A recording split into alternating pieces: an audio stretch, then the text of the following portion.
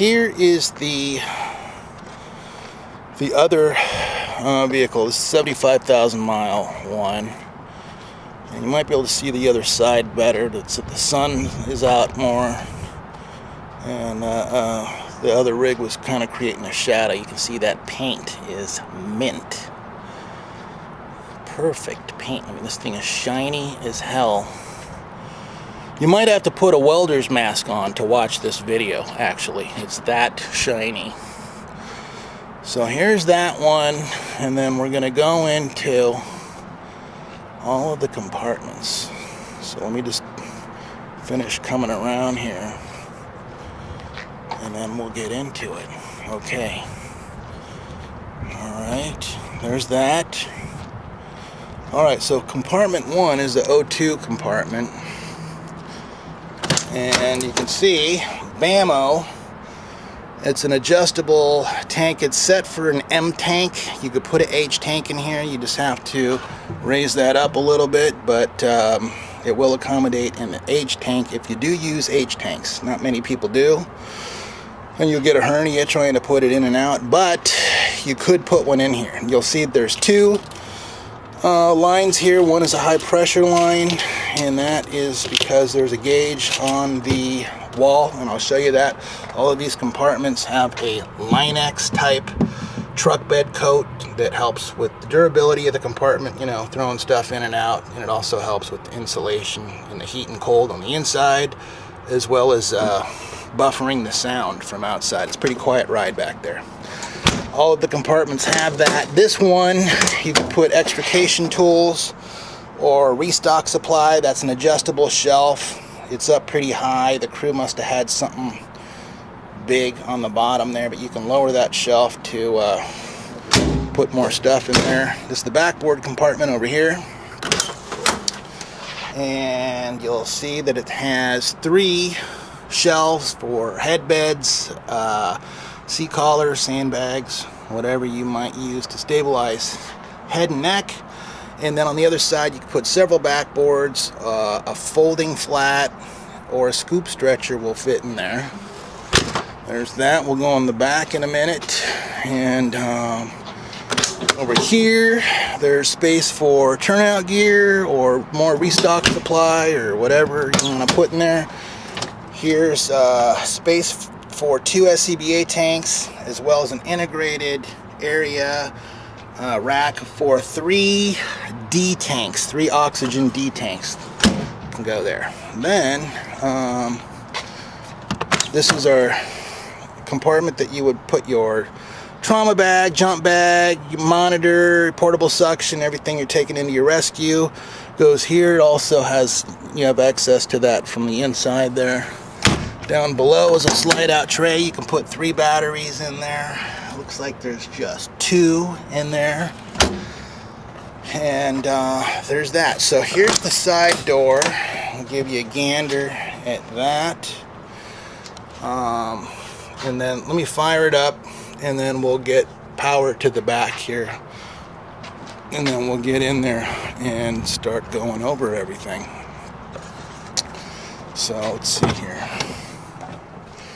Get the key.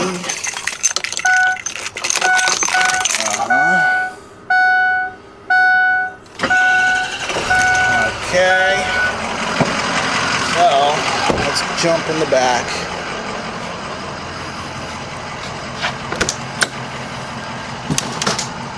Oh yeah, there is one slight difference with this ambulance, and I think it's going to stand out when you see it.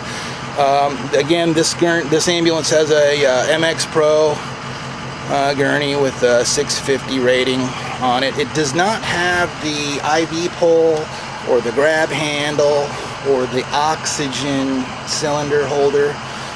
It's just the gurney, but the mattress is great condition, no cracks in it or anything like that. So let me pull it out so I don't trip over it, and we'll get in there. One of the things that you will notice is this right there. This bench seat's been modified. This is wheeled coach, testing out different things, and I'm starting to see this in more and more ambulances, actually a 5-point harness. So you know, push this, all that comes apart, you get in there, and then you know, you basically climb in, and you're kind of stuck there after you belt yourself. And I'll tell you the truth, as a paramedic for 26 years, I don't like it. And I've been in a couple accidents, and you know, one was pretty bad. I got thrown around a little bit, but you know, I don't know. I understand, you know, wanting to make it safer. Personally, I like having mobility, and especially if it's a critical patient, I just don't see how you do it. You know, how do you start an IV? How do you, you know, do a secondary survey on a patient when you're stuck in your chair? So there's that. Now here's the thing. This back, you'll see there's a handle here. There's a release there. If you do have a second patient that needs to go on the bench seat, this thing, because it kind of juts out a little bit, you can remove that. It just pops off the wall. You flip that switch, you do it. Now putting it back is a little bit of pain in the butt because you got to feed these belts back through it and all of that, so I'm not going to take it off to show you. But that's how it works. What's kind of cool though, very similar to the jump seat, it's on a track, so you can adjust it back and forward and, you know, get the seat dialed in just right for you. But you know, I'm a little old school. I just like a regular bench seat with a regular seat belt, and it's one of the risks of the job, I guess, but you know, that's just my personal preference. But you know, I'm sitting in it right now. It is comfortable. It is more comfortable than a bench seat. It would be fine. I'll tell you what, it's fine the way it is. I would just never use the 5-point harness personally. I just wouldn't, you know, and you can just use it like a regular, you don't have to put all 5 straps. You can just sit in it normal with one strap across your lap. But anyway, that's that. So same setup as the other ambulance. You got, you know, compartment space here. There's adjustable shelves inside. There's 2 big drawers here. And, you know, there's a shallow space there for restraints, extra belts. You got your IV drawer on this side to put all your Tegaderm and your needles and your 4x4s and your tourniquets.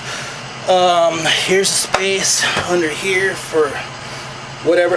Well, you know what? The one thing this doesn't have is the big space for blankets, pillows, and a traction spring. So those would have to go in exterior compartments. Or, I mean, you could put blankets in here, under this seat here, you know, and a pillow. But your traction splint's going in a compartment outside, which is fine. You know, that's something that doesn't have to be inside anyway. Actually, it would probably be better to have it outside. But so there's that. And then obviously, if you want more counter space, you can do that. I don't know why you would need so much counter space, but you could have more if you wanted more. The jump seat, oh yeah, and I didn't mention on the other ambulance, it swivels around. So if you have a third rider or a ride along, they get sick sitting backwards. That happens with some people. They want to look out the windshield. You can turn the seat around. You just pull that handle right there and it rotates around. Integrated child seat. There's that. The ALS wall. Oh yeah, I didn't point out. This is a charging station for a portable score suction unit. So if you happen to use score suction, boom, you're in business. If you don't, you can remove it. But you know, that's staying in the ambulance. So you got a drawer there to put whatever you want. Big deep one to put a file rack and all your patient care reports, stuff like that. That's all the stuff you have access to from the outside door. You got storage down there, storage up there, lockable narcotics locker right there. You also have on the end here, there's another space for, this is for narcotics also. There's a box that I can't let it go with the ambulance. I need it. But there's a box that mounts on there and it locks onto that. It's a metal lock box, and you can put narcs in there. So if you want to do that, you can order it from Wheeled Coach, and then you can put, you know, gurney cleaning supplies, your Wexide, germicide, towels for cleaning gurneys down there. The other ambulance has that compartment too. It doesn't have that one. So, and the same deal here. There's a variety of floor mounting options. If you have a Furno Model 28 or 28Z, you can put that in here. Otherwise, basically you can put any kind of gurney in here that you need to. The floor hardware is here for everything. So on the action wall, we've got the same setup: blood pressure cuff, your suction canister, Sharps container.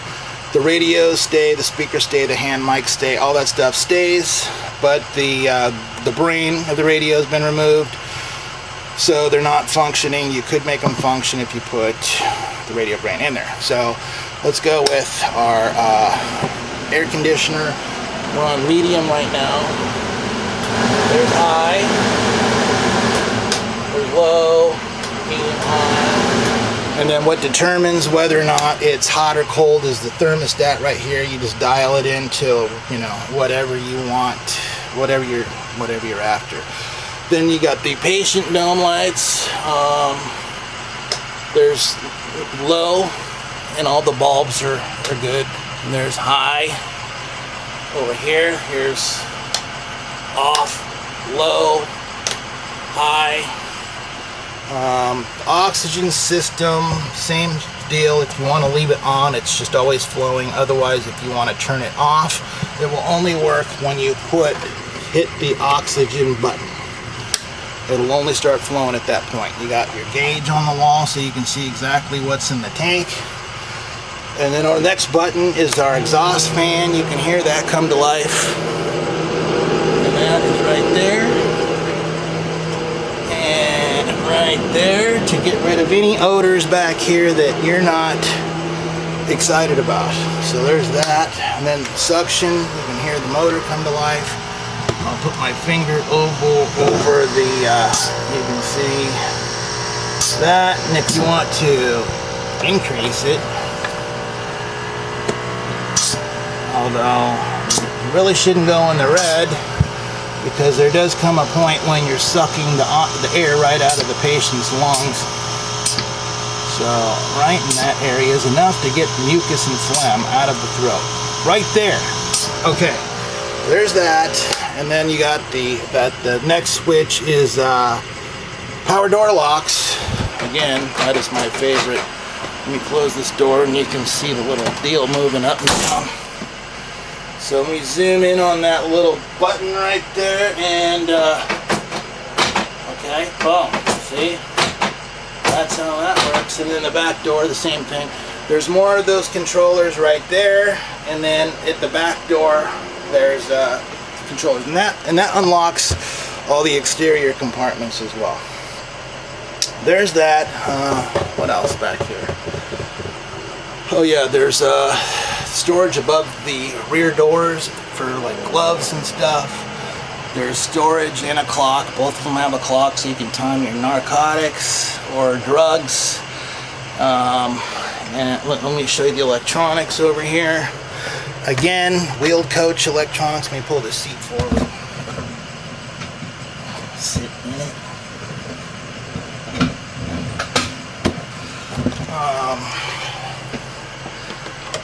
My favorite, Wheeled Coach electronics. Very simple. All this stuff you can get at O'Reilly or Pep Boys or AutoZone. There's nothing proprietary about Wheeled Coach electronics. And I've never had one of these boards go bad out of about 200 Wheeled Coach ambulances that I've had. And there's solenoids and stuff back there. And everything's very simple. Bus bars, solenoids, relays. There's no complicated computer electronics like there are in Horton and AEV and some road rescue vehicles. So there's that. Let's go look at the cab, and then I'm gonna have to turn this thing around. Hold on one second.